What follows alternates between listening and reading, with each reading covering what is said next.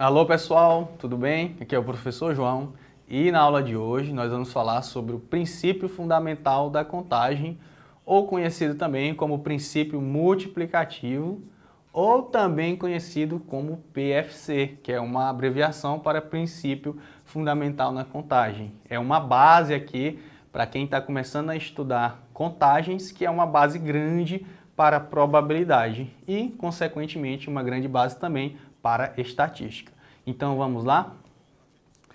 Princípio fundamental da contagem. Vamos começar com essa situação. Bárbara e Giovana foram a uma lanchonete para cada uma delas tomar um suco e comer um lanche natural. Pediram o cardápio e verificaram que podiam escolher entre 3 tipos de suco: laranja, melancia e uva, e 2 tipos de lanche natural, simples ou completo. E a pergunta que a gente tem é a seguinte: de quantas maneiras diferentes cada uma delas pode escolher um suco e um lanche? Então esse é um problema de contagem, né? Um problema de possibilidades, um problema de maneiras diferentes de fazer alguma coisa que tem várias opções. Olha só, para responder a essa pergunta, vamos organizar todas as opções em um diagrama, que é chamado árvore de possibilidades. Olha aí à direita do seu televisor a árvore de possibilidades. Observando o diagrama a seguir, percebemos que as meninas podem escolher um suco e um lanche de 6 maneiras diferentes. Essa árvore de possibilidade, ó, ela vai pegar todas as possibilidades. Com esse suco de laranja e esse sanduíche natural, temos uma possibilidade. Com o suco de laranja e esse outro sanduíche, 2 possibilidades. Então, fazendo isso, ó, 3, 4, 5 e 6, né? Percebemos aí que cada uma pode escolher o lanche de 6 maneiras diferentes, colocando suco e sanduíche, né? Um problema aqui de contagem que foi resolvido pela árvore de possibilidades. Tá bom? Então aqui é uma ideia bem inicial. Eu vou entrar com vocês aqui em um exercício e a partir daqui eu vou explicando mais algumas ideias sobre esse PFC, né? O princípio fundamental da contagem, e também vou dar aqui algumas dicas. Então vamos para o nosso primeiro exercício. Olha só, um restaurante oferece em seu cardápio 4 tipos diferentes de carnes: boi, porco, frango e peixe, que podem ser servidos com 3 tipos de acompanhamentos: arroz branco, massa e salada. De quantas maneiras diferentes se pode escolher um prato formado por uma carne e um acompanhamento? Olha, esse problema você pode resolver também pela árvore de possibilidades. Mas eu não vou resolver dessa vez pela árvore de possibilidades. Por quê? A depender do problema de contagem, quando ele começa a envolver muitas opções, aqui são poucas, porque são 4 para carnes e 3, né, de acompanhamento aqui. Então aqui é bem simples até fazer a árvore, mas vamos aplicar um outro princípio aqui, porque a ideia é que a gente consiga abranger, certo? Esse tipo de habilidade para várias outras questões. E normalmente quando as questões têm uma análise maior, fica meio que inviável você fazer a árvore de possibilidades, porque vai ficar muito grande a árvore, né? E às vezes não dá para fazer. Então a gente vai pensar o seguinte: quantas opções eu tenho de carne? 4. E aí você multiplica pelas outras opções. De acompanhamento são 3. Então 4 vezes 3, 12. Então pode ser formado aí, ó, 12 possibilidades de escolher um prato, né? E essa ideia aqui, ela é bem simples até, porque se você pensar, ó, se eu escolher boi, eu posso escolher 3 acompanhamentos, certo? Se eu escolher porco, eu posso escolher mais 3 acompanhamentos. Então, por isso que vai ser 4 vezes 3, porque são 4 de carne e 3 acompanhamentos, certo? Seria a mesma ideia da árvore de possibilidades também. Você pode analisar dessa maneira. Vou até voltar aqui para você ver, ó. São 3 opções de suco. E para cada suco você não tem 2 sanduíches, então 3 vezes 2, portanto 6, certo? É uma maneira até mais rápida do que a árvore de possibilidades. Beleza? Vamos agora para o nosso exercício de número 2. Olha só. Em uma sala de aula do 8º ano, com 25 alunos, 2 alunos serão escolhidos para assumir os cargos de representante de sala e de suplente. De quantas maneiras distintas essa dupla poderá ser formada? Olha que os números agora estão altos, 25 e de certa forma escolher 2 cargos. Já vê que aqui é um pouco inviável colocar a árvore de possibilidades. Como que a gente pode fazer? Olha só, os cargos são representante e suplente.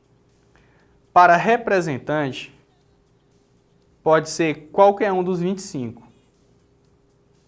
E para suplente, pode ser qualquer um dos 24. Professor, mas por que não 25?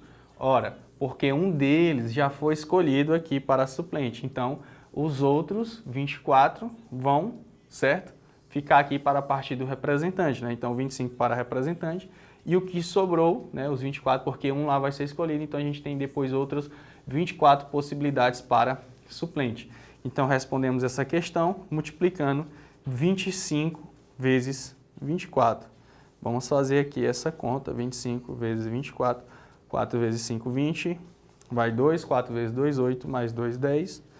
E aí, nós temos agora 2 vezes 5, 10, vai 1, 2 vezes 2, 4, mais 1, 5, soma 600, ou seja, nós temos aí 600 maneiras, né, de escolher o representante e o suplente, certo?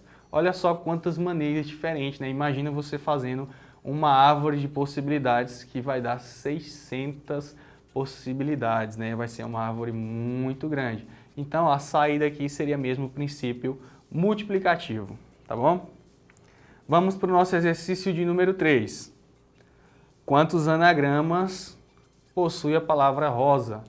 Professor, o que seria anagramas? Olha, pessoal, anagramas seria você misturar aqui essas letras, as posições das letras. E cada vez que você muda uma letra de um lugar, ela forma um anagrama diferente. Não precisa a palavra ter sentido. Por exemplo, se eu troco de lugar esse R com esse O, é um anagrama. Se eu troco de lugar esse S com esse A, nós temos aqui, ó, é outro anagrama. Então, essa pergunta, ela quer saber, certo? Quantos anagramas nós conseguimos formar, ou seja, quantas misturas de letras aqui nós conseguimos formar com essas letras aqui da palavra rosa. Então, você pensa o seguinte, que para a primeira letra que a gente vai escolher, nós temos 4 possibilidades. Pode ser o R, pode ser o O, pode ser o S, pode ser o A. Então, 4 vezes. Para a segunda posição, nós vamos ter 3, porque a gente já usou uma letra na primeira. Vezes 3. Para a terceira posição, nós vamos ter agora 2, porque já usamos outras 2 antes. Vezes 2. E para a última posição, nós vamos ter uma letra somente. Então, os anagramas, eles podem ser dados pela essa multiplicação. 4 vezes 3, 12. 12 vezes 2 vezes 1. 12 vezes 2, 24. 24 vezes 1 é 24. Então, nós temos aí 24 anagramas que dá para ser formado com as letras da palavra rosa. Tranquilo? Deu para entender? E essa multiplicação que eu fiz aqui, ó, decrescente, ela é muito usada para responder várias questões de contagem, né? Essa multiplicação decrescente, ela pode ser representada como 4 fatorial, né? O 4 seguido com o símbolo de exclamação, né? Faz o número multiplicar decrescendo. Por exemplo, se fosse 5 fatorial, seria 5 vezes 4 vezes 3 vezes 2 vezes 1. Se fosse 10 fatorial, 10 vezes 9 vezes 8 vezes 7 vezes 6 vezes 5 vezes 4 vezes 3 vezes 2 vezes 1. Beleza? Mas isso aqui fica para uma próxima aula, tá bom? Então, vamos aqui seguindo. Olha aqui o nosso exercício de número 4.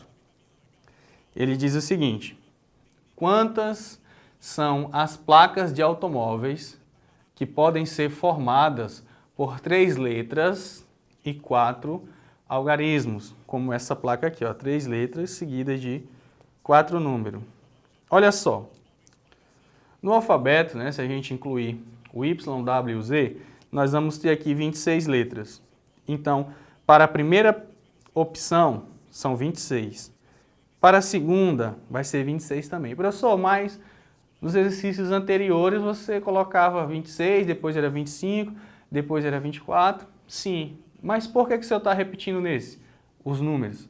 Aqui, pessoal, está sendo repetido porque as placas, elas permitem a repetição das letras, né? Você pode ter uma placa com letras repetidas. Por exemplo, JKK. Beleza? Então, por isso que a gente está considerando para as 3 opções, sempre aqui 26 letras. E para os números, para a primeira opção, nós podemos considerar 10, para a segunda 10, para a terceira 10 e para a quarta 10, porque podem ter números repetidos também. E também você lembra que os algarismos aqui podem ser de 0 a 9, né? E de 0 a 9 nós temos aí uma quantidade de 10 algarismos. Então, a quantidade de placas que podem ser formadas com 3 letras e 4 algarismos vai ser o resultado da multiplicação de 26 vezes 26 vezes 26 vezes 10 vezes 10 vezes 10 vezes 10. Que olha só o total de placas que dá aqui. 175.760.000 placas que podem ser formadas seguindo esse padrão, né? Placas diferentes, logicamente, tá bom? E a nossa aula de princípio da contagem, ela vai ficando por aqui. Espero você numa próxima aula. Tchau, tchau!